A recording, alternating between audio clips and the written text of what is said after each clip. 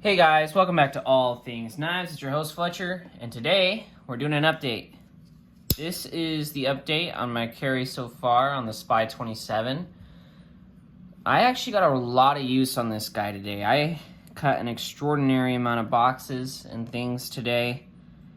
I cut up a ton of cardboard before I went to work this morning on the factory edge, and then that said factory edge was when it was kaput.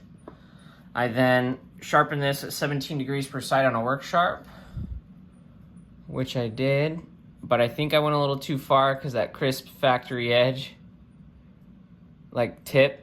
crisp factory tip is no more. I think it actually crumbled up as part of the burr. But yeah, this did sharpen up really easily. Like within 10 minutes, I was good to go. Phenomenal. I also had a lanyard onto this. So yeah, that's how my day started with this. And then I got it to shaving sharp, which was pretty easy. Shaves pretty well. And then we had a ton of freight today, and I will say I was mainly the person opening all the boxes. So I'd open the top, split them down the middle, which involves hitting a lot of cardboard most of the time. They were varying in sizes. I maybe did,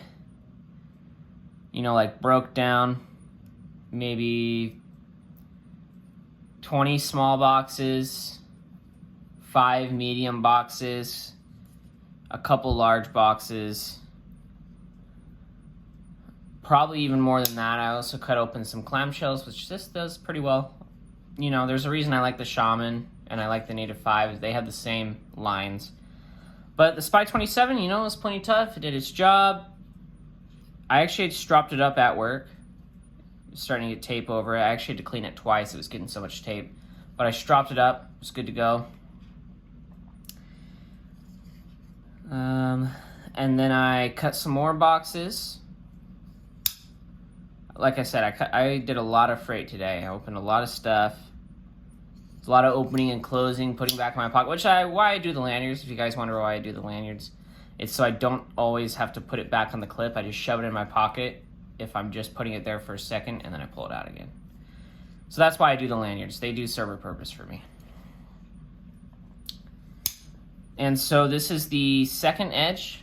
It has already been stropped once, and it stropped pretty well, but that was on chromium oxide instead of diamond, and this is around probably 62 Rockwell. This is what I think they're running the SPY27 at, which is pretty similar to their S45 yen. So, I have not stropped it yet. I did some cut tests before, and I want to record how it strops. So if I draw through like this, oh, that wasn't a good one, but earlier what the heck, hold on. Okay guys, I swear it was cutting earlier. Okay, hold on, let's see. So yeah, if I draw through like that, it's pretty good. If I draw slow,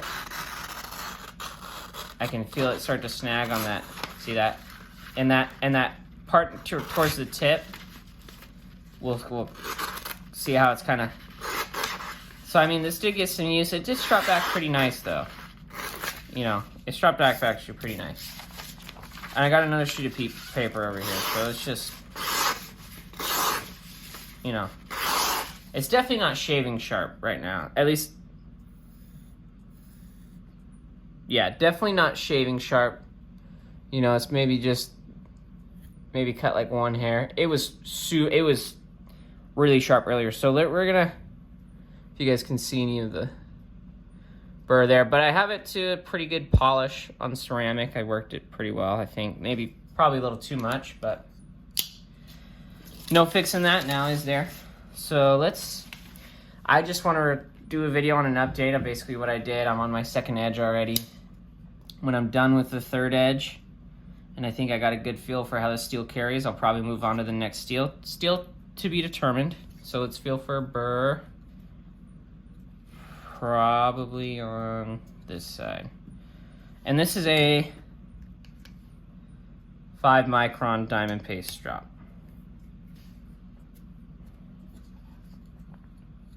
All right.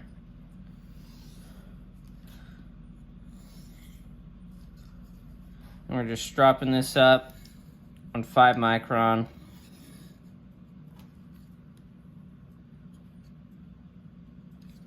Maybe one more.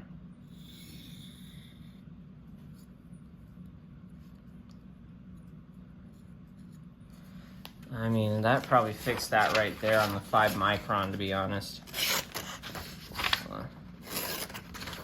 Wait a minute. There we go.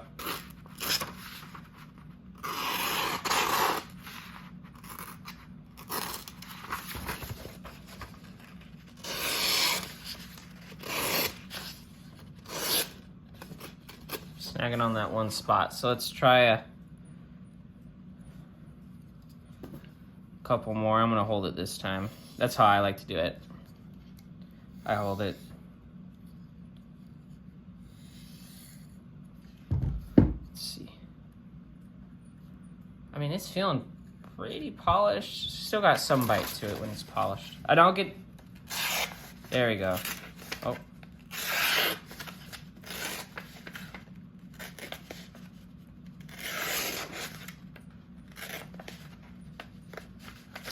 What in the heck?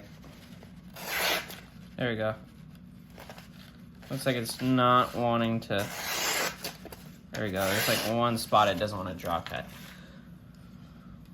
Let's take it to 3 micron and see if that fixes it. So when sharpening this today, I went to 1 micron. And when I did it on the ceramic, man, it had a really good bite to it. And I think I just over polished it on a strop because, man, it had a wicked bite to it, super toothy edge, and then I did it too many times on the 5, and I could feel it. It lost some of its bite. So I think I probably need to get myself a 12 micron strop that I just do a couple passes on.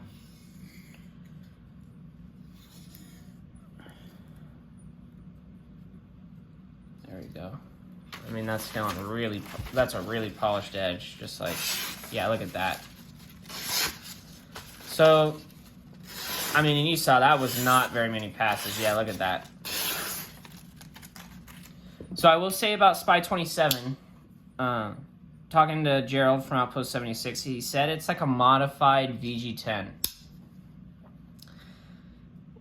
Which I'm kind of getting vibes from that because it's super easy to, like, this is ridiculously easy to sharpen with a diamond platform and ceramic, just like, and it strops back really easily, whether it's diamond paste or a chromium oxide strop. It takes a really nice, just sharp edge, you know. Just gonna kind of clean this. I put gun oil on this earlier, so I'm gonna clean it while we talk.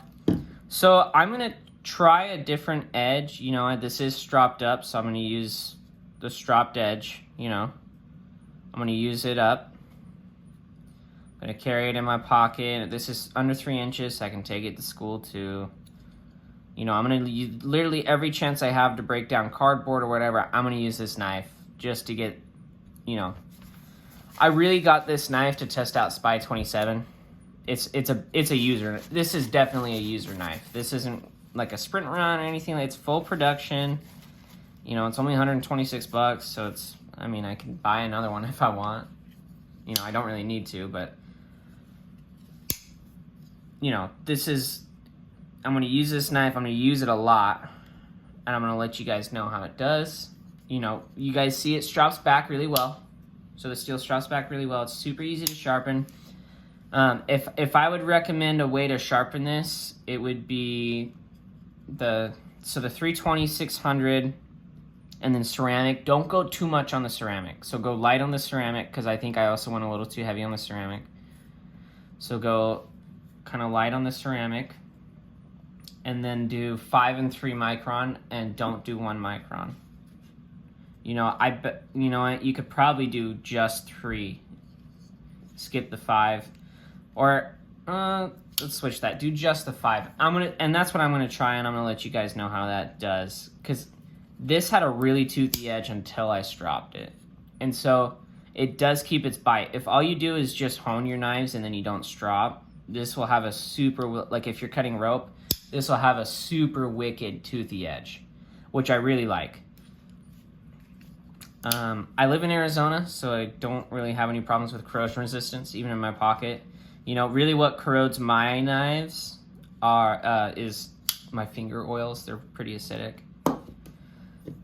But I just do the EDCI to clean it because it's a cleaner as well. It's a corrosion inhibitor, but it's also a cleaner.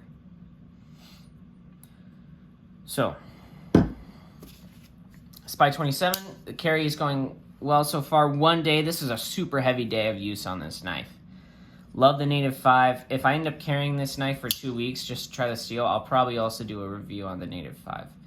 But we'll see. But yeah, let me know what your guys' experience has been with SPY27, what your thoughts are so far on the steel.